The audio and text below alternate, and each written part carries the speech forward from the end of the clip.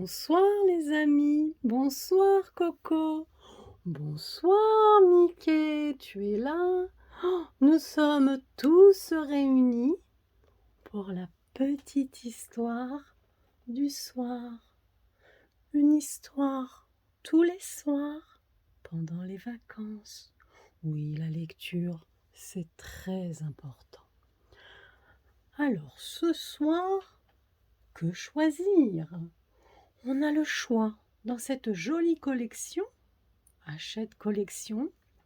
Il y a plein de livres. J'ai énormément de livres. Hier, ce fut Madame Timide. Aujourd'hui, nous allons faire un monsieur. Alors, monsieur à l'envers, monsieur non, un ami grincheux pour monsieur heureux?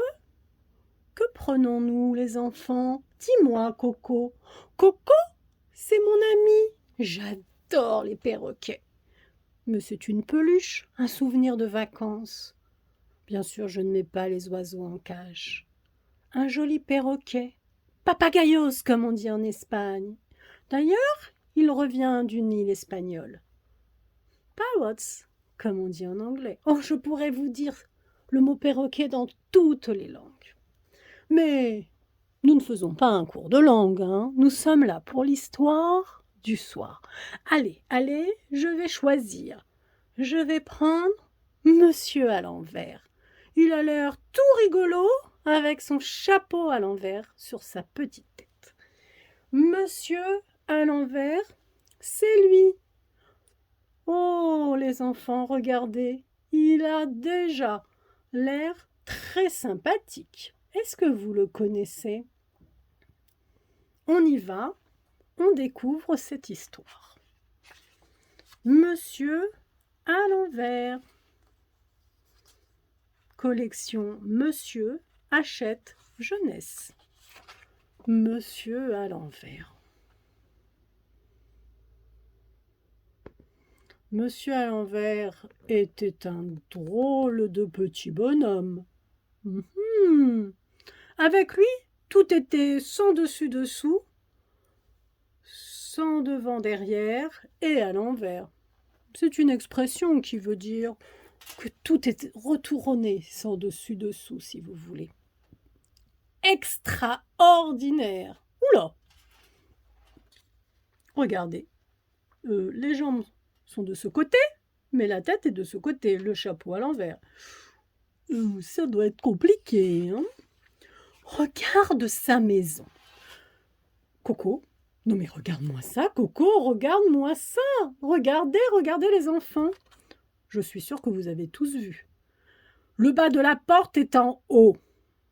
Les rideaux sont accrochés au bas des fenêtres. Le rideau c'est en haut, mais monsieur à l'envers. Et la cheminée, elle est posée à l'envers. Ouh là là, alors là, ça doit être compliqué, hein. Très extraordinaire, n'est-ce pas? Ouh là là là là là là là là là. Continuons cette histoire. À l'intérieur, c'était pareil. Jette un coup d'œil sur l'horloge, qui est posée sur la cheminée de monsieur à l'envers. Les aiguilles tournent à l'envers. Tu vois pourquoi? Je suis sûre que tu as vu. Regarde aussi comment monsieur à l'envers lit un livre. Non seulement il le tient à l'envers, mais encore il l'a commencé par la dernière page. Alors là, monsieur à l'envers, il y a un problème. Vous avez vu?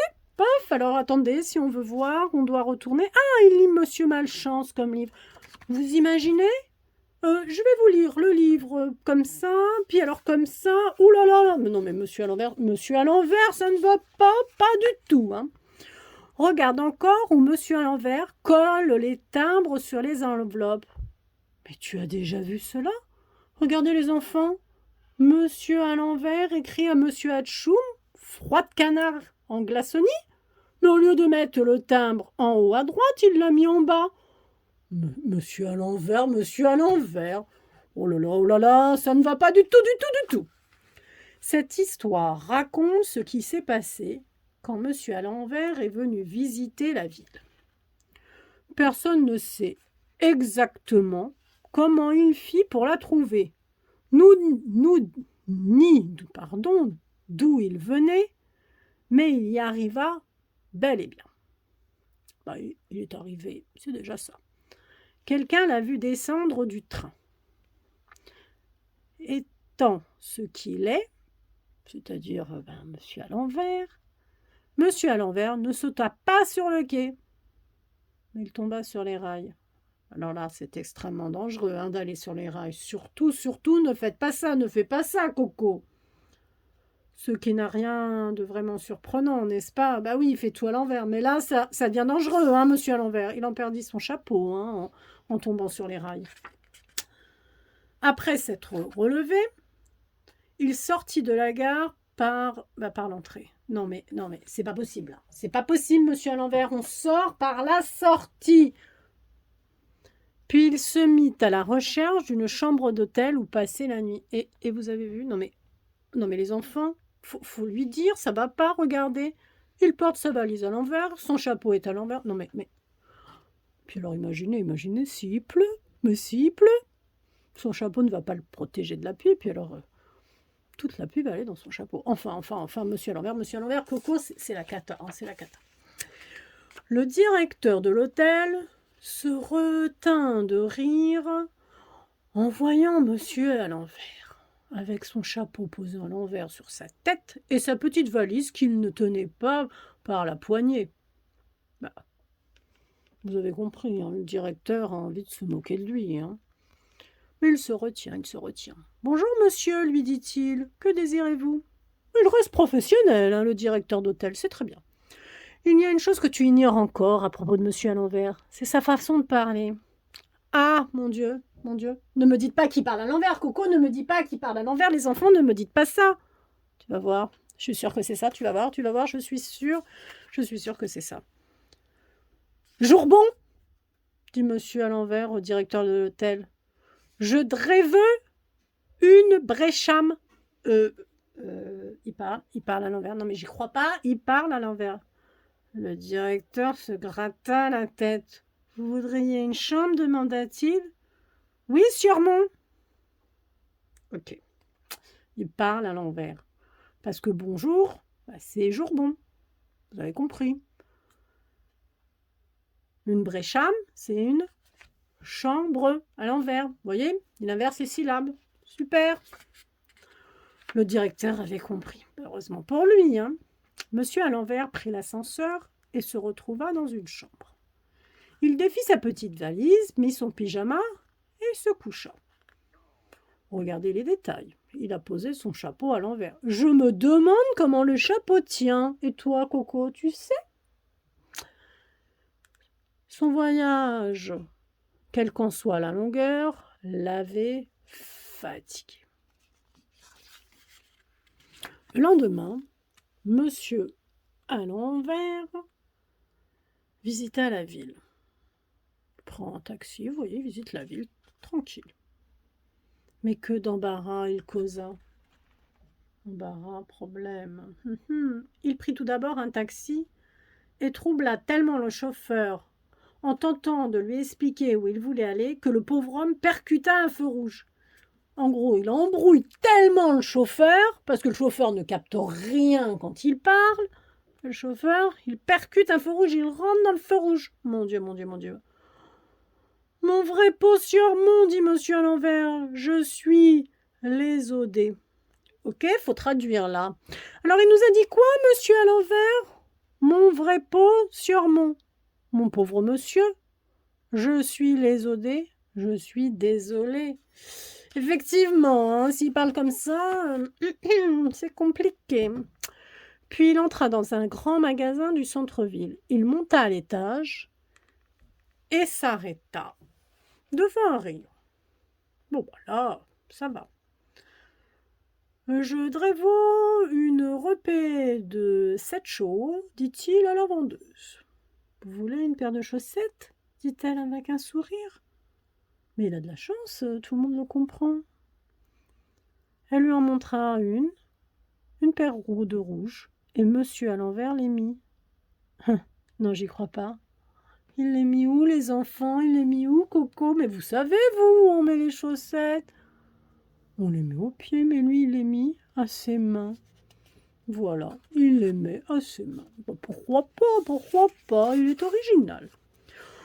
Pour sortir du magasin, monsieur à l'envers descendit l'escalier mécanique de montée. Il a pris l'escalator de montée. Oula. Et tous les clients tombèrent à la renverse. Boum, par terre. Quelle chute! Jambes par-dessus tête. Vous imaginez, hein? La catastrophe. Ce jour-là, monsieur à l'envers fit toutes sortes de choses à l'envers. Il traversa à reculons un passage pour piétons et fut cause d'un embouteillage incroyable. Embouteillage, il y a plein de voitures. Bah évidemment, hein. Vous avez vu qu'il tient sa canne à l'envers, mais bon, évidemment, vous l'avez vu, les enfants. Vous voyez tout, je sais. Il alla chez un libraire, là où on peut acheter des livres, des fois même des crayons, des gommes, de la papeterie, et mit tous les livres à l'envers sur les étagères. Ce qui gêna beaucoup les clients. Ah bah oui, alors là, ça doit être chiant. Excusez-moi, hop, j'aurais pas dû dire ça. Puis il se rendit dans un musée. Ah, j'adore les musées, c'est super. Il faut aller au musée. Et il exigea qu'on suspende tous les tableaux à l'envers pour qu'il puisse les voir correctement. Non mais ça va pas bien, ça. Oh, mais alors moi, si je veux voir le tableau, alors attendez, paf, voilà, ce joli paysage. Bah, c'est bien mieux de le voir comme ça. Parce que alors lui, voilà, voilà, il voit la montagne à l'envers. Pourquoi pas. Au bout d'une journée, monsieur à l'envers disparut de la ville. Personne ne sait exactement comment il s'en est allé, ni où il est allé, mais il est bel et bien parti, puisqu'on ne l'a plus revu. Toute la ville a soupiré de soulagement. Mais